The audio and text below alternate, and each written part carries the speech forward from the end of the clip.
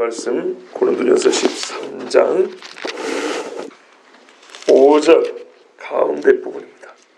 성내지 아니하며. 아멘. 기도하겠습니다. 좋으신 아버지 하나님, 힘을 사랑하는 딸들이 이 새벽에 힘을 내서 하나님을 찬송케 해주시고 우리 주의 말씀을 곡조에 실어서 성도들과 함께 은혜 나누게 해주셔서 감사합니다.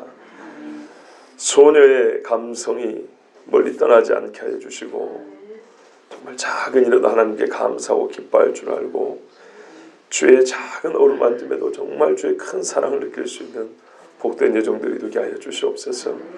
일생에 이 노래가 어색하지 않으며 부끄럽지 않으며 꼭 주여 제 마음이 이렇습니다 고백할 수 있는 딸들이 되게 하옵소서. 또 오늘 귀한 우리 집사님 가정에서 정말 이 아침에 준비하기는 어려울 정도 풍성하고 아름답고 따뜻한 음식을 준비했습니다. 모든 성도가 사랑과 감사함으로 또한 받으며 그리스도 예수를 믿고 섬기는 사람의 아름다운 모범으로 또한 그 마음에 그렇게 여길 수 있도록 도와주셨고 시기하지 아니하며 서로 사랑의 풍성한 교회가 되게 하여 주시옵소서. 오늘 주님, 사랑이 이렇게 어려운 것이란 말인가, 오늘 다시 한번 주의 말씀 앞에 섭니다. 주께서 말씀해 주시고 들려주시고 우리가 진정한 사랑자가 되도록 이끌어 주시옵소서. 성령께 의탁하오며 예수 그리스도 이름으로 기도하옵나이다. 아멘. 성내지 아니하며. 이렇게 시작하면 우리는 또 하나의 개념을 배우게 됩니다. 그런데 여러분, 우리가 어디서 시작했는지를 잘 기억해 보십시오. 가깝게는 13장 4절 처음에 사랑은 이렇게 시작합니다. 이게 사랑입니다, 여러분. 아마 사랑이란 거 한번 잘 생각을 해보세요. 이 땅에서 사랑 이야기 많이 하는데 진짜로 우리 차분하게요, 마음을 정말 깨끗하게 정돈해서 사랑아, 잠시 쉬었다 한번 생각해보세요. 성내지 아니하며. 사실은 긴 설명이 필요가 없습니다. 마음에 이게요, 이게 뭘까요? 이 물이 이렇게 메마른 땅에 물줄기가 이렇게 비가 내려서 쫙 처음 내려오기 시작하는 것처럼 메마른 마음에 사랑의 이 물줄기가 이렇게 위에서부터 내려오는 것 같지 않습니까? 예? 얼음이 녹아가지고 그 얼음 녹은 물이 그 차가운 계곡을 이렇게 이제 쫙 타고 이제 내려가면서 봄내음을 이렇게 우리에게 맞게 할 수 있는, 만끽하게 하는 것처럼 사랑아. 그리고 좀 쉬었다가 성내지 아니하며. 우리 지금 사랑 이야기하고 있습니다. 여러분, 제가 왜 이런 말씀 드리냐면, 지금 저는 이 짧은 한 토막을 읽었기 때문에 성내지 아니하며에 집중하여 전할 수밖에 없습니다. 그러다 보면 여러분 어떻게 되냐면요, 성내지 아니한 것이 무엇인가의 개념만 배우고 갑니다. 지식만 쌓아갑니다. 그래서 억지로 적용하는 데 바쁩니다. 그러면 진짜 사람 없고요, 메마른 적용자들, 지식자가 되어버립니다. 그러지 마시고 우리가 지금 사랑이라는 전체의 몸통을 보고 있다는 것을 꼭 기억하시기 바라고요. 누구에게 주신 말씀이에요? 나에게. 내가로 시작했다는 거 꼭 잊으시면 안 됩니다. 자, 이렇게 하나님이 나에게, 정말 하나님이 나에게 사랑이 뭔지 가르쳐 주시는구나, 이 마음으로 들으시길 바랍니다. 성경이 가르치는 그리스도의 성품은요, 쉽게 성내지 않는다입니다. 본문에 쉽게가 없는데 왜 갖다 붙입니까? 아마 그렇게 생각하실 수 있습니다. 그런데 조금 더 나은 번역은 쉽게 성내지 아니하며 라고 하는 것이 더 맞습니다. 왜냐하면 성낸다는 것, 즉 분노한다는 것은요, 의를 지키기 위해 필요한 인격의 속성이기 때문입니다. 이런 꽃은 분을 내지 못합니다. 이런 컵은요, 성낼 줄 모릅니다. 인격이 있는 것만 성낼 줄 압니다. 그런데 그냥 성내지 아니하며 해버리면 우리는 우리의 인격성을 스스로 부정하는 것 같이 돼버립니다. 성경에서 하나님은 성내시는 것을 볼 수 있습니다. 예수님도 분노하셨습니다. 선지자와 사도들도 성내는 것을 우리가 여러 번 봤습니다. 혹시 못 보신 분 없으시죠? 다 한 번 쓰면 받습니다. 시간 관계상 제가 일일이 예를 들지 않아도 여러분 다 기억하시고 아실 줄 압니다. 모든 이 성경에 있는 성냄의 사례를 종합해 보면요, 성낸다는 것의 본래적 의미와 목적이, 왜 성을 내느냐, 성내는 게 왜 필요하냐를 보면요, 하나님의 의를 이루기 위해서, 하나님의 명예와 영광을 지키기 위해서 성내는 것을 우리가 볼 수 있습니다. 거꾸로 표현하면 죄를 미워하고 죄를 거부하기 위해서 성내는 것을 성경에서 가르치는 분노, 즉 성냄이라고 우리가 확인할 수 있습니다.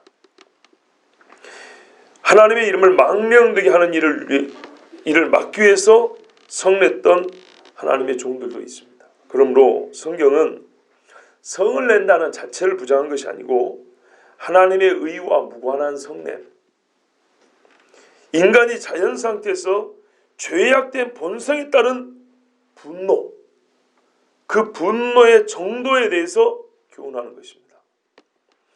특별히 사랑이 아닌 것으로 쉽게 분내지 마라, 이렇게 가르치고 있다는 것은 우리가 사랑이라 생각하며 또는 사랑 때문에 이렇게 하는 것이라 말하면서, 즉 사랑을 핑계대서 분노하는 경우가 꽤 있기 때문입니다. 그래서 오늘은 우리가 사실은 시간이 얼마 없기 때문에, 특별 새벽기도 며칠 안 남았기 때문에 좀 길게 봐야 되는데 준비하다 보니까 이것만 가지고도 시간이 부족할 것 같아서 오늘 짧게 봤습니다. 자, 그러면 성내지 말라는 말씀을 뭐라 그랬죠? 우리 본문에 성내지 아니하며 라는 말씀을 좀 더 깊이 묵상해 보겠습니다. 여러분, 분노한다, 성낸다는 것은 기본적으로 내가 보기에 옳지 못하다는 일에 대한 자연스러운 우리 감정의 발로 나의 반응입니다. 내가 보기에 오케이라는 일에 화낸 사람 없습니다. 그렇죠? 내가 보기에 노케이일 때 분노하는 것입니다. 여기서 알 수 있는 것은 사람은 누구나 옳음과 옳지 않음에 대한 천성적 감각을 가지고 있다는 겁니다. 분노하는 사람이 한 명도 없죠. 그 말은 모든 사람이 자기 나름의 옳고 그름의 기준을 다 갖고 있다는 얘기예요. 아주 중요한 사실입니다. 이것만 가지고도 우리가요 정말 중요한 논의를 해볼 수 있어요. 양심의 문제에 대하여, 법감정 내지는 도덕감정에 대하여 이게 어디서부터 왔냐, 이런 이야기 정말 할 이야기가 많습니다. 그러나 지금은 그런 이야기 할 때 아니기 때문에 그냥 이 점은 그냥 여러분 개인적으로 생각해 보시기 바라요. 나중에 혹시 또 기회가 되면 아마 예전에 이 이야기를 했던 적도 있지 않았을까 생각합니다. 한 가지만 언급하면요, 요즘에 인간의 본성에 대해서 진화론적인 견해가 아주 많이 발표됩니다. 우리가 갖고 있는 이 기본적인 분냄에 대해서도요 진화했다는 거예요. 예, 원래 그런 감정이 없었는데 적자생존의 삶을 살다 보니까, 우리가 자연 상태에서 이렇게 살다 보니까 이런 분노도 만들어졌다는 식의, 우리 인간의 현재 갖고 있는 이 감정들이 만들어졌다는 식의 이야기들을 많이 하는데 그렇지 않습니다. 갓난 애기들이 분노하는 거 봐보세요. 옛날 사람들도 분노했고요. 자, 여러분, 일단 내가 보기에 옳지 못하다는 데 대한 감정의 반응이 분노이지 않습니까? 여기는 동의하시죠? 예, 동의합니다. 그렇다면 내가 옳은 기준을 항상 가지고 있으면 문제될 것이 없어요. 그런데 죄악된 사람은요, 죄악이 묻은 것들을 마음으로 들여와서 나의 사고방식이나 나의 감정의 어떤 프레임을 형성을 한단 말이에요. 틀을 갖고 있단 말이에요. 그렇기 때문에 항상 내가 분노하는 것이 옳다고 보기는 어렵다는 겁니다. 이게 문제입니다. 여기에 성냄, 즉 분냄이 본질상 의롭지 못할 가능성이 있는 것을 알 수 있습니다. 그죠? 내가 항상 옳은 기준을 가지고 분내면 좋은데 옳지 않은 기준도 내가 갖고 있단 말이에요. 그런데 여기에 안 맞으면 사람은 어떻게 해요? 분노한다고요. 그러므로 사람이 분노할 때는 나의 분노가 정당한가를 먼저 생각해 봐야 됩니다. 자, 분노의 목적과 의의에 대해서 아까 말씀드렸죠. 성경에는 하나님의 의로움, 하나님의 영광, 하나님의 명예를 위해서 그 이름을 위하여 분노하는 것은 허용을 하는데 그 외의 것들은 허용하지 않는다 그랬죠. 허용하더라도 아주 작게 허용합니다. 그렇다면 우리가 성내지 아니하며를 생각할 때는 내가 성내지 않고 살 수는 없어요. 그건 분명한 사실이에요. 하나님의 의의를 크게 생각하지 않아도 우리가 가정생활의 애들을 가르치는 데 있어서 분노하지 않고 사는 경우는 사실상 없습니다. 그렇다면 최소한 우리가 그리스도인으로서 어떤 일에 분노해야 되는지, 어떤 일에 분노하면 안 되는지, 분노하더라도 어느 정도 해야 되는지 이것에 대해서 한 번쯤은 생각해보고 성질을 내야 되지 않겠습니까? 그렇죠? 예, 여러분 새벽기도가 이제 며칠 반복 지속되니까 훈련이 좀 안 된 분들은 많이 힘들어요. 근데 여러분 힘을 내시기 바랍니다. 하나님의 의에 부합하는 분노를 하고 있는가 한번 확인을 해봐야 됩니다. 하나님의 의에 부합하지 않는 분노를 전제하고 주신 말씀이 뭐냐면 마태복음 5장 22절입니다. 인간의 기본적인 분노는 이렇다는 거예요. 하나님의 의와 상관없다는 것을 가르쳐주는 겁니다. 뭐라고 그러냐면 나는 너에게 이르노니 형제에게 노하는 자마다 심판을 받게 되고 그랬습니다. 그럼 앞에 단서가 없잖아요. 하나님의 의를 위하여 이런 게 없잖아요. 왜냐? 사람의 기본적인 노는 불의하기 때문입니다. 그래서 기본적으로 노하면 심판을 받는다는 겁니다. 그런데 어느 경우에는 하나님의 의를 위하여 우리가 노하는 경우가 있더라 이거죠. 그러면 그리스도는 어떻게 해야 돼요? 어떤 경우에만 하나님의 의를 위하여 노하는 게 아니라 거의 대부분 하나님의 의를 위하여 노해야 되겠죠. 또 형제를 위하여 노하는 일은 줄여야 되겠죠. 예. 가인에게 주신 경고를 잘 생각해 보세요. 네가 왜 분노하냐 그랬어요. 네 마음에 있는 분노를 다스려라. 분노를 다스리지 않으니까 어떻게 돼요? 동생을 죽이게 됩니다. 그러니까 심판을 받는 겁니다. 자, 그러면 하나님의 의에 부합하지 않는 분노와 부합하는 분노는 어떻게 구분할 수 있을까요? 시간도 별로 없고 여러분 피곤하니까 제가 좀 말을 빨리 할 테니까 이거를 성질내서 한다고 생각하면 안 됩니다. 예, 그러면 안 돼요. 첫 번째, 가인의 예와 같이 상대의 잘못이 없는데도 불구하고 나의 불의함이 드러나기 때문에 이걸 감추려고 분노하는 경우. 더하여 형제가 칭찬들을 일을 했는데도 공연히 내 마음에 분노가 나는 경우. 이 사람은 근본적으로 자기의 신병을 하나님 앞에 철저하게 한번 파헤쳐보고 회개할 필요가 있어요. 요나의 경우를 봐보세요. 니느웨가 미워할 이유가 없어요. 처음에 갈 때는 미워했다 치더라도 회개했지 않습니까? 회개한 사람을 보고 미워할 이유가 어디 있어요 세상에. 지가 죽게 됐는데 하나님이 좀 용서해갖고 살려온 거 아닙니까? 그 정도 됐으면 니느웨가 회개하면 사실 니나 나나 똑같은 하나님께 등 돌린 죄이다 하고 잘했다고 같이 울어야죠. 이러면 안 됩니다. 같이 기쁨으로 우리도 시원찮을 판에 거기서 저 살려준다고 분노하는 게 말이 됩니까? 두 번째입니다. 내가 원하는 바대로 일이 진행되지 않는다고 화를 내는 경우 대부분 이렇습니다. 항상 내가 옳아도요 일에 시일과 정도가 있는 법인데 자기가 옳다는 대전제를 확신하고 그 자체로 화를 내는 거예요. 안 맞으면 무조건 화내는 거예요.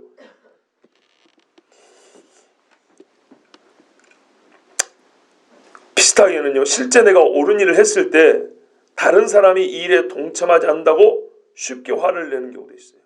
화를 낼 수 있으면 낼 수는 있어요. 근데 쉽게 내면 안 돼요. 이건 죄입니다. 우리가 앞에서 봤지 않습니까? 자랑하지 아니하며 교만하지 아니하고 자기 유익을 구치 아니하며. 세 번째입니다. 다른 사람이 나에게 사랑과 선의로 행한 일에 대하여 과민 반응으로 분노하는 경우 있어요. 저 사람이 나한테 사랑하는 거예요. 사랑 표현한 거예요.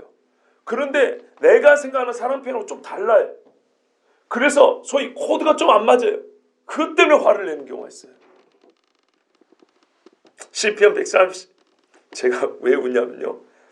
나만 그런 거 아니죠? 이야기를 하다가 시편 141편 5절에 의인이 나를 칠지라도 은혜로 여기며. 이게요 신자의 모습입니다. 근데 의인이 의로 치는데도 어떻게 해요? 과민 반응하고 쳤다는 것 때문에 화를 내는 거예요. 자신의 잘못에 대한 정당한 책벌에 대해서 분노하는 일, 그런 일도 있죠. 정당한 책벌에 내가 잘못했어요. 징역 5년 깜이에요 원래. 그런데 징역 3년 때렸어요. 근데 징역 3년도 심하다고 소리를 고래고래 지르는 경우예요.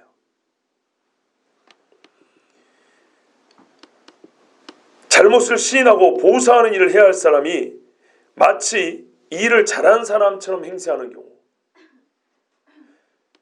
참 이보다 부정한 일이 어디 있겠습니까? 그러니까 남이 사랑과 선의로 나한테 하는 말도 과민 반응하는 게 있고요. 내가 잘못을 해서 이제 비슷한 경우입니다. 내가 잘못해서 저 사람이 정의롭게 나를 책발하는데도 내가 어떻게 해요? 잘못한 것이 없는 사람 행세하는 경우가 있어요. 이러면서 화를 내는 경우가 있어요. 참 부끄럽게도 소위 성추문, 성범죄를 일으켰던 목사나 교회 헌금을 횡령한 목사들이 되게 이런 경우가 있어요. 제가 여기 썼는데 썼다가 지웠어요. 참 죄송한 일입니다. 예. 네 번째입니다. 아까 뭐 비슷하긴 한 것 같은데요. 사소한 일에 분노하는 경우입니다. 왜 저렇게 세밀하게 구분하냐면 우리가 한 번쯤은 진짜 생각을 해봐야 되기 때문에요. 누가 봐도 이 정도는 참을 수 있겠다는 정도 일에 큰 손해나 본 것처럼 화를 내는 경우가 있어요. 이러한 행위는 화를 일부러 확대하는 거예요. 나 성질 났어? 이거 보이는 겁니다. 점점 확산되어가는 분노의 불길을 잡을 생각을 해야 되는데 그런 생각 안 하고 내버려 두는 거예요. 이렇게 되면요, 그 분노는 다른 사람에게 옮겨 붙습니다.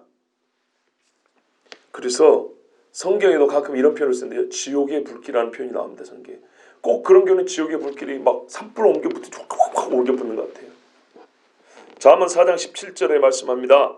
노하기를 속해하는 자는 어리석은 일을 행하고 쉽게 노하고 그 노한 상태에서 어떻게 지혜로운 행동이 나오겠어요.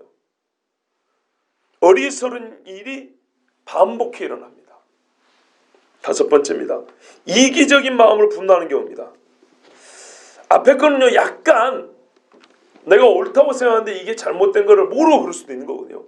근데 처음부터 이기적인 목적을 가지고 분노하는 경우 있어요. 내가 미워하는 사람을 저평가받게 하려고 한다거나 공개적으로 모욕을 주려고 막 성질 내는 사람이 있어요. 보는 데서 저 사람 막 이러다 와 막 소리 지르면서. 다른 측면에서는 자기 과시의 목적으로 목소리를 높이는 경우 있습니다. 대개 이런 건 이제 군대에서 볼 수 있죠. 군대에 높은 사람들이 사실 별로 성질을 안 나는데 일부러 성질 난 것처럼 하거나 막 요양 군기 잡으려고 막 소리 지르는 경우 있습니다. 나의 힘과 권세를 자랑하려고 분노하는 것입니다. 예, 뭐 군대 같은 이 계급사에서 많이 볼 수 있는 거죠. 이런 경우에는요, 어떻게 또 말을 하냐면 내가 이 조직을 위해서 화를 내는 거다. 내가 사실 그 나쁜 사람 아닌데 조직을 위해서 뭐 단체를 위해서 교회를 위해서 화를 낸다.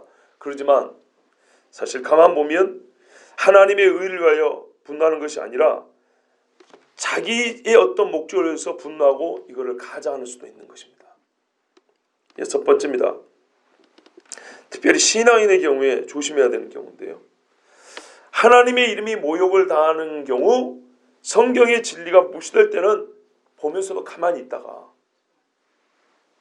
나를 옆에서 누가 무시한다거나 나에게 뭐라 할 때는 즉각적으로 분노의 반응을 보이는 사람도 있어요. 이런 경우는요, 바로 죄가 됩니다. 왜 그런지 이해되시죠? 분노해야 될 때 안 하고 안 해야 될 때 하는 거예요. 그리고 하나님의 이름이 모욕을 당하는 걸 현장에서 보면서도 거기는 아무렇지도 않게 생각하다가 누가 내 이야기만 하면 거기 나를 끼우지 마! 왜 내 이름을 집어넣고 난리 하면서 성기를 확 내는 경우 있죠. 자, 그러면 예를 들어서 이런 경우죠. 교회에 무슨 문제가 생겼어요. 그래서 막 예수쟁이들이 어쩌고 막 하나님이 어쩌고 하면서 옆에서 막 용하는데 거기는 가만히 있다가 니도 그 교회 다니지? 이때부터 성기를 팍 내는 경우 있죠.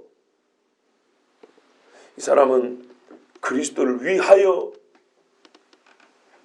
무엇을 하는 사람입니까?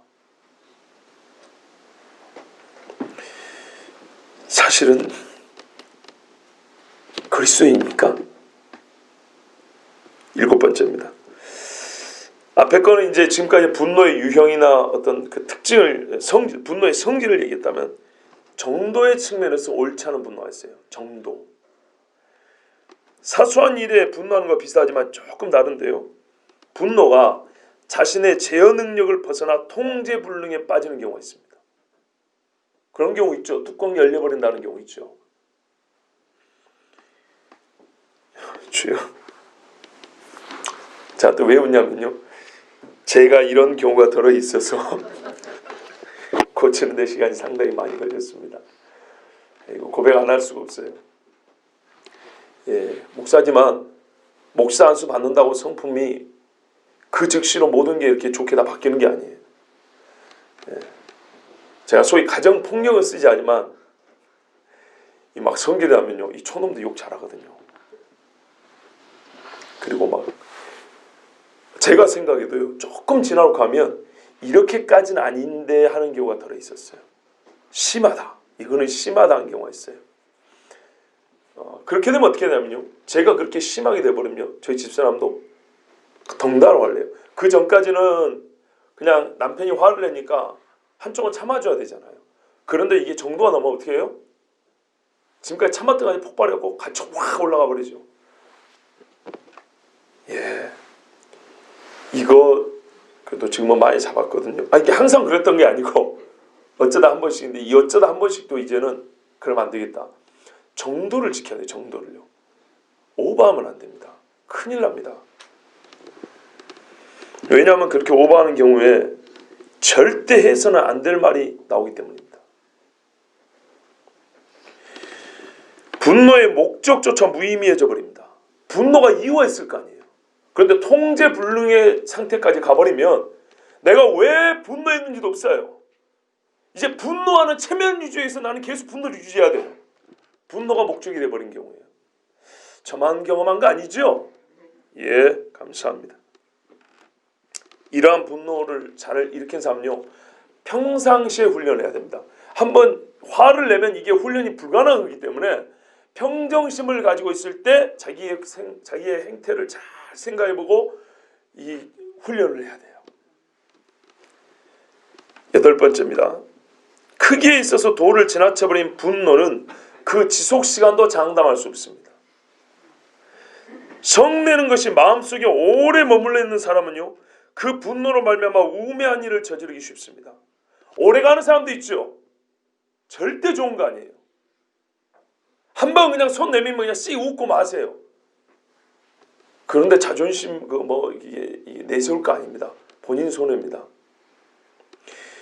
전도서 7장 9절에 노는 우매한 자들의 품에 머무름이라고 했어요. 노는요, 어리석은 사람 품속에 머무르기를 좋아한대요. 그 말은 무슨 말이에요? 화가 오래한 사람은 나 어리석은 사람들 그 말 똑같은 얘기예요. 뭐 좋은 게 있다고요? 서로 멋쩍으면은 그냥 멋쩍게 한번 웃고 말면은 이러고 그냥 또 그냥 이러고 사는 거죠.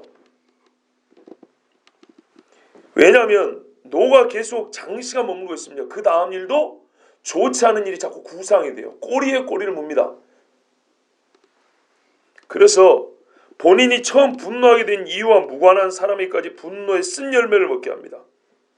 이 성내는 것이요, 분노로 끝나는 게 아니라 악의 열매를 맺게 돼요. 악한 일을 구상하게 된다고요. 그리고 이런 분노가 습관이 되면요, 사람이 외로워져요. 친구가 없어집니다. 누가 항상 분내고 오래 분노하는 사람과 친구 되고 싶겠어요? 한번 생각을 해보세요. 이웃이 멀어지고 외롭고 쓸쓸하며 의와 무관한 좁은 길을 자기가 만들어서 그 좁은 길을 가게 됩니다. 이왕 갈 좁은 길이면 의를 위해서, 하나님의 나라를 위해서 가면 얼마나 좋습니까? 본인의 분노 때문에 스스로 좁은 길을 만들어서 가시밭길을 가는 거예요. 하나님이 우리에게 가르쳐주신 사랑은 모든 부당한 성냄과 급한 분노를 반대하라고 주신 것입니다. 위의 8가지를 기초로 나 자신의 성내는 것을 한번 잘 살펴보십시오. 설교자인 저는 사랑장을 설교하면서 사실 제일 찔리는 부분이 여기입니다. 이 성질 급한 사람들이 되게 성질을 잘 내요. 또 사랑은 쉽게 성내지 아니합니다. 다시 말씀드립니다. 우리는 분노하지 않는 감정의 마비자들이 아닙니다. 성경 그걸 가르치는 게 아니에요. 그러나 분노는 매우 잘 다루어야 할 사랑의 고급 기술입니다. 표현이 괜찮지 않아요, 여러분? 분노를 어떻게 다스리는가 보면 이 사람이 정말 고급 사랑을 할 줄 아는 사람이에요. 분노로 사랑을 표현하기 위해서는 하나님의 분노를 잘 배워야 합니다. 어떻게 해요? 선행으로만 사랑을 표현하는 게 아니라 분노로 사랑을 표현할 수 있는 정도가 성경이 가르치는 거다, 이런 말입니다. 세상에서 이런 건 안 가르쳐 주거든요. 하나님은 가르쳐 줘요. 분노로 어떻게 하나님의 사랑을 표현하는지. 그러니까 하나님이 분노하는 걸 잘 보고 배워야 돼요. 우리로 그 맏아들을 본받게 하려 하신다고 로마서에 말합니다. 맏아들 되신 예수님이 어떻게 분노하셨는지를 잘 배워야 된다니까요. 하나님이 무엇을 금하셨으며 어디까지 참으셨으며 분노의 정도와 시간을 어떻게 정하셨는지를 우리가 묵상해 봐야 됩니다. 모세는 사람들이 자기를 대적할 때는 분노하지 않았지만 하나님을 버리고 금수화지를 세워 그것을 하나님이라 부를 때는요, 얼마나 화를 냈는지 모릅니다. 그러나 그는 곧 화를 수그러뜨리고 백성의 생명을 위하여 하나님 앞에 간구하고 기도했습니다. 이게 성경이 가르치는 분노예요.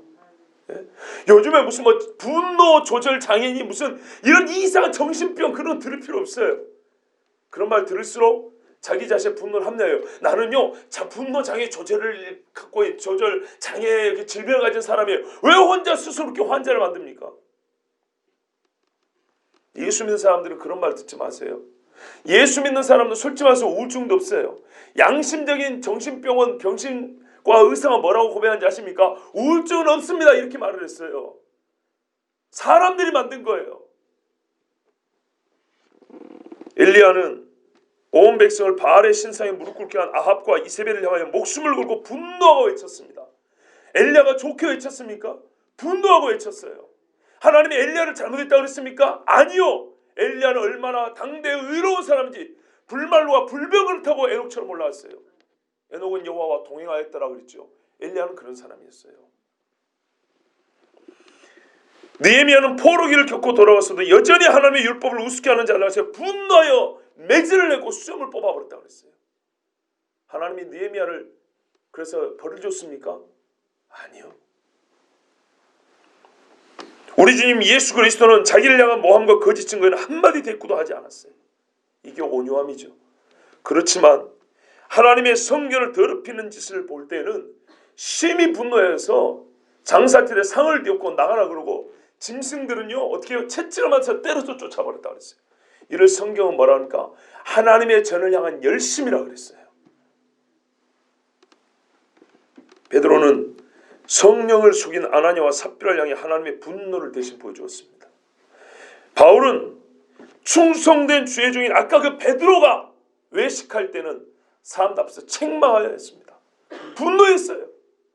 사도가 왜 외식하느냐고. 성경은 우리의 분노의 못된 면만 드러내 부끄럽게 하려고 오늘 같은 말씀 주신 것이 아닙니다. 바르게 분노하려고 한 것입니다. 성령의 목적과 의도가 의롭고 그 크기와 시간이 적정할 수 있도록 지혜를 주시는 것입니다.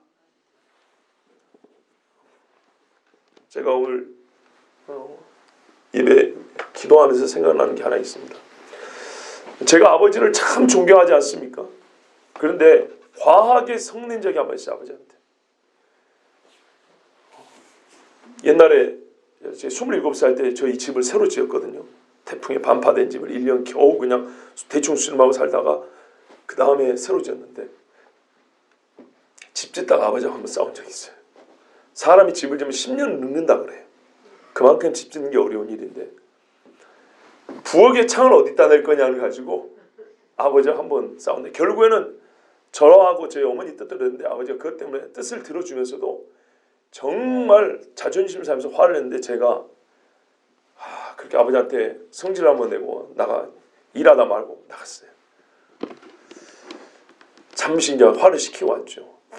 그런데 두고 생각해봐도 이거는 사람이 화를 낼 때니 이게 잃어버리기 쉬운 게 뭐냐면 아까 우리가 지금 제가 성내지 않냐면도 우리가 사랑은이라는 사랑의 몸체 안에서 지금 성냄의 이야기를 하고 있다고 했잖아요. 사람이 성냄이 커버리면 어떻게 하면 자기 앞에 지금 내가 성내고 있는 분이 누군지를 까먹어버려요. 자식이 지가 지금 애비한테 화를 내겠다니 까먹어버린다니까요. 그냥 단순히 나하고 의견이 다르고 내 말을 못 알아먹는 한 사람으로 봐버린다니까요. 아버지란 걸 까먹어버려요. 내 어머니한테 내가 지금 못된 소리를 하고 있다는 걸 그걸 이거 까먹어버린다니까요. 어머니를 보면서도 어머니라는 걸 딱 이게 정신이 딱 들면은 말이 고불고불해질 건데, 사람이 분노를 다스리지 못하면 지 눈앞에 에비에미가 있어도 그걸 모르고 할 소리 못할 소리 다 지켜버립니다. 가만 보니까 제가 그 순간만큼은 가장 존경하는 아버지라 해놓고도 그때는 내가 아버지의 권위를 인정하지 않은 거예요. 오늘 이제 하나님의 종으로서 말씀을 읽고 전하려고 보니까 이게 얼마나 죄송한지. 그때도 죄송하다는 마음을 가졌고 하나님 앞에 회개했을 거예요, 분명히. 그런데 다시 한번 너무너무 죄송한 거예요. 그런데 엊그저께요, 참 또 누구를 부끄럽게 죄송한데, 며칠 전에 저를 찾아온 그 가정이 있었습니다. 그 남자 집사님과 부인 집사님이 계신데, 부인 집사님이 신앙이 좋아요. 그분이 무슨 말하고 왔겠습니까? 멀리서 왔어요. 멀리서 여러분 타교인이 여기까지 찾아온다는 것은 크게 두 가지입니다. 뭘 것 같습니까? 저하고 기존에 친분이 있어서 뭐 안부 내지는 뭐 그냥 한번 보고 싶어서 왔거나, 아니면 교회 문제로 온 거예요. 예, 교회 문제로 온 거예요. 단도직입적으로 말씀하시더라고요. 다니던 교회를 떠났고 여기저기 지금 다니고 있고, 뭐 요즘에 예배드리는 교회가 있긴 한데 여기를 보고 저기를 봐도 교회다운 교회 찾기 어려워서 한목산에 지금 사역하는 이 길외 소리교회 오고 싶다. 단도직입적으로 그렇게 말씀하셨어요. 근데 남편 집사님은 상의를 안 하고 부인 집사님의 혼자 생각이에요. 근데 제 있는 앞에서 그 이야기를 꺼낸 거예요. 그러니까 이제 목상 앞에 있으면 남편의 마음도 조금, 예, 이게 좀 이렇게 뭐 이렇게 마음을 움직이는데 쉽겠다고 생각하시는지 어쩐지 모르지만 제 앞에서 그 이야기를 하셨어요. 근데 여러분, 저는 별로 기쁘지 않았어요. 왜냐하면 그냥 제 개인적인 판단입니다. 준비가 덜 됐다고 생각했어요. 그래서 우리 교회 소개를 좀 했습니다. 적어도 약간의 소개는 좀 드려야 될 것 같았어요. 모이는 수는 얼마입니다. 예배 때마다 이렇게 모입니다. 전체 교인에 비해서 예배 시간 참 참여하는 분들이 많습니다. 열심히 기도하고 우리는 이런 신앙관으로, 예, 주님 오실 날 멀지 않았고, 하여튼 우리가 평상시 하는 소리 진짜 짧게 몇 마디 했어요. 짧게. 그랬더니 아까 오고 싶다고. 그 가족의 다수결라면 오기로 된 거거든요. 다수결라면. 그런데 가장의 마음을 지금 못 움직인 거예요. 그런데 제가 이 짧게, 진짜 제 생각으로 2, 3분 얘기했을 거예요. 짧게 얘기를 했어요. 그런데 오겠다고 하는 그 부인 집사님이 갑자기 거기서 말을 바꾼 거예요. 뭐 거리도 멀고 주일 말고 다른 예배 시간에 참석하기 어렵고, 하면서 한 발짝 물러서더라고요. 그래서 제가 두 가지 말씀드렸어요. 제가 지금 말씀드린 거는 우리 교회로 오면 모든 예배를 다 참석해야 된다는 얘기가 아니고, 예배 시간 한 번 빠지면 그걸로 제가 무슨 신앙을 평가하겠다 이런 뜻이 전혀 아닙니다. 그건 오해하지 마시고. 두 번째는, 그런데 여기서 이제 제가 조금 분노를 했어요. 저보다 나이도 많으시고 오랜만에 뵌 분인데 분노했어요. 왜 그런지 아십니까? 교회가 거의 세 갈래로 쪼개진 셈이 돼버렸거든요. 그리고 본인들도 지금 1년 이상 어디로 갈 바를 몰라서, 1년이 뭐예요? 예? 상당히 뭐 한 1년 반, 2년 가까이 어디로 갈 바를 몰라서 버티고 이러다가, 그리고 본인 사는 거주 지역의 그 도시의 교회를 다 가봤다 그랬어요. 거의 다 가봤다고. 그걸 어디로 가보고 했는데, 그런데 정말 교회다운 교회는 못 찾았다고 얘기했어요. 그 정도의 분별력이랑. 무슨 말이세요? 교회다운 교회가 없더라, 이렇게까지 얘기했어요. 그러면 어떻게 했어요? 진짜 교회다운 교회가 없거나 본인이 어떻게 해요? 나름대로 수준이 좀 있다고 생각하는 게 아니겠어요? 그 정도 되시면 각오를 해야죠. 각오를. 이제는 신앙생활. 교회가 똑바로 기도하는 사람이 없고 의를 행하는 사람이 없고 서로 자기 욕심을 갖고 그냥 작살 날 정도가 돼버렸고, 나는 그 교회를 이제 더 이상 못 다니겠다고 나와서 정말 교회를 찾으려고 보니까 찾고 찾는데 교회다운 교회가 없더라. 이 정도의 판단력이 있고 이 정도의 분별력이 있고 이 정도의 절박함이 있으면 제가 한 정도 얘기는 아무것도 안 해야 된다. 예? 목사님, 예, 우리가 사업하다 보니까 매번 못 드리게 예배를 매번 못 참석하겠지만은 그래도 너무 열심히 해보겠습니다. 이게 이 정도는 된다고 생각을 해요. 그게 부담이 되면은 남의 교회 욕할 것도 없어요. 그 정도가 부담이 되면. 예? 무슨 내가 사는 동네 교회를 다 가봤는데 교회다운 교회가 없더라. 왜 그래 함부로 판단을 해요? 예? 내가 올 때 무슨 뭐 집하라고 오라 그랬습니까? 뭘 해갖고 오라면 아무것도 아니에요. 최소한 우리 신앙은 이제는 조금 하나님 앞에 열심히 한다. 우리 교회는 이 정도 합니다라고 얘기를 했는데 그것조차도 부담이 될 정도인데 어디 남의 교회를 그렇게 함부로 판단한단 말이에요. 그 정도 각오도 안 가지고 이 멀리 찾아와서 이 작은 교회라고 제가 그 말하면 기분 좋아할 줄 알고요? 아니요. 제가 아무리 눈이 어두워도요 그 정도는 보여요. 그래서 짤막하게 얘기했어요. 우리 교회는 이런 교회입니다 했는데 벌써 딱 물러서길래 제가 그랬어요. 집사님, 제가 큰 부담을 주려 한 것도 아닌데 그 이야기 듣고 그게 부담스러워서 한 발짝 물러서십니까? 옆에 그 집 딸도 있었어요. 이 딸이 증인이에요. 엄마의 말에 본인이 당황을 했는지 딸이 당황한 기색이 역력하더라고요. 제가 이 지금 설교 시간에 이렇게 하는 것처럼 이렇게 큰 소리 하지 않았습니다. 나름대로 차분한 소리 했지만은 화가 났습니다. 그래서 그랬어요. 집사님, 지금까지 이것이 중요한 줄 알았더니 가만 보니까 중요하지 아니하고 저것이 중요한 줄 알았더니 교회가 날려나니까 중요한 것이 아니었고 사실은 교회를 나와보니 모교회를 나와보니 이것이 우리를 살리는가 싶어 붙잡았더니 그것도 아니고 지금 주변 거리들은 1년 2년 확인을 다 해보니까 다 아니다는 거 확인이 됐다면서요. 그러면 이제 진짜 뭐가 중요한지 확인이 됐다면서요. 나 지금 그 이야기 한 거 아닙니까? 그런데 그 이야기 조금 했더니 그게 부담스러워서 물러선다면 집사님 마음 어디 있습니까?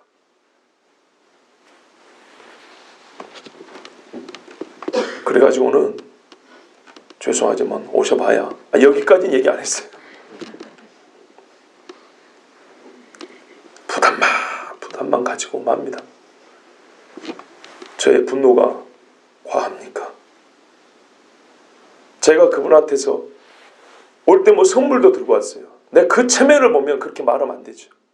멀리서 시간 내서 왔는데. 그런데요, 솔직히 이런 마음을 가지고 교회를 찾으면서 이 교회는 아니네, 이 교회는 아니네 또 울고 이러고 재고 다니면 그게 진짜 바른 신앙이 되겠습니까? 그리고 정말 본인들의 신앙의 좌표가 어디에 있는지 좀 보시고 이제 그 주변 거 다 확인됐으면 진짜 핵심을 찾으면 제가 그랬어요. 스매야, 우리 교회 아니라 어느 교회도 좋습니다. 어느 교회 좋은데 정하실 때는 이제는 중심 가운데 것만 딱 하나 보고 고르세요. 예? 어떻게 해야 내가 살겠는가? 지금 보니까 다 죽을 것들 때문에 지금 못 살겠다고 지금 그렇게 온 거 아닙니까? 여기까지. 그러면 우리 교회 안 와도 좋으니까 오라는 얘기 안 합니다. 제발 본질이라고 그렇게 부르셨다. 그거 하나만 딱 보고 가세요. 이렇게 세게는 말 안 했습니다. 내용은 그렇습니다. 그리고 잘 가십시오 했습니다. 안 올 가능성이 크다고 봅니다. 사람 머릿수에 욕심내고 교회가 교회답지 못한 경우가 얼마나 많은지 모릅니다. 여러분, 저는 적어도 그분들이 조금 불편할지 몰라도 제가 하나님의 종으로서 최소한의 의로운 분을 냈다고 저는 그렇게 생각합니다. 만약에 아니라면 주께서 가르쳐 주셔서 또 회개하기를 원하고요. 교회를 그렇게 판단하고 또 내 신앙을 그렇게 어느 정도로 생각을 하신다면 그리고 모교회 그 마음 아프게 떠나가지고 방랑하고 다니다 이제 교회를 정해야 된다면 무엇을 기준으로 삼아야 되겠습니까? 근데 죄송하지만 제가 보기에 확립된 기준이 공고하지가 않은 거예요. 기준을 갖고는 있는데 공고하지 않아요. 그것만큼은 선물을 받았기 때문에 좀 하나님의 말씀 입각해서 한 말씀 드릴 필요가 있었습니다. 마지막 때를 사는 여러분, 사랑이 식어짐으로 불법이 성하며 노아의 때와 같이 폭력과 잔악함이 판을 치는 세상입니다. 올해는 이 종이 볼 때 큰일들이 더러 일어날 것 같습니다. 이 정도 이야기는 누구라도 할 수 있는 것인데요. 그동안 준비되어 왔던 악한 어떤 계획들이 실행되는 것이 눈에 띄는, 그렇게 두드러진 한 해가 될 것 같다는 예감이 듭니다. 저는 이때 여러분에게 참고 인내하라고 말씀할 수 있습니다. 그렇더라도 참으라, 인내하라. 그런데요, 오늘 말씀에 입각하여 저는 다윗처럼 엘리야처럼 분노하라고 말씀을 드립니다. 다윗은 여호와와 여호와의 군대를 모욕하는 골리앗 앞에 참지 않냐고 분노했습니다. 의를 위하여 분노하십시오. 돌멩이 던지고 창검을 가지고 사람 찌라, 그런 얘기가 아닙니다. 내가 서 있는 자리에서요, 정말 각처에 서 있는 자리에서 불의함에 대하여 분노할 수 있는 한 해가 되길 바랍니다. 그 작은 분노가 정말 의의 전파가, 전선을 따라 이렇게 전파되어서 더 많은 하나님의 분노, 의로운 분노자들이 일어날 수 있을 것입니다.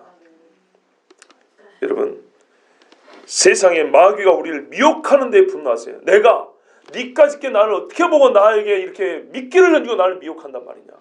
마귀에게 분노하시고, 또 더 깊게 말하면 성경에 입각하지 않는, 사랑하지 않는 삶을 살았던 나 자신에게 지나치지는 마시고 적정한 수준에서 분노할 수도 있습니다. 나는 왜 예수를 믿는데 이렇게 쉽게 성을 내고 살았던가? 나는 이렇게 과하게 성을 내고 살았던가? 나는 왜 하나님의 의를 위해서는 분노하지 못하고 살았던가? 하나님, 저도 모세처럼 분노하게, 다윗처럼 베드로처럼 분노할 수 있도록 나의 마음을 좀 붙잡아 주시옵소서. 이렇게 기도해서 하나님의 의를 이루는 저와 여러분 되기를 원합니다. 기도하겠습니다.